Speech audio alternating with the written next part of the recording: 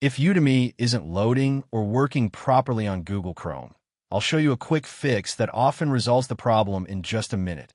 Start by opening Google Chrome on your computer.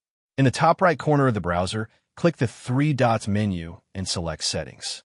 From the Settings page, click Privacy and Security on the left side.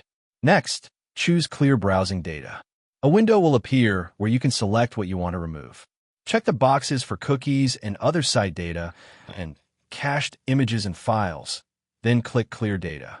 Once the data is cleared, close and restart your Chrome browser. After reopening Chrome, go back to the Udemy website and try loading your course again. Clearing the cache and cookies often fixes loading problems because old browser data can interfere with how the site functions. Now you know how to fix Udemy not working on Chrome so you can access your courses without interruptions. Thanks for watching and see you in my next video.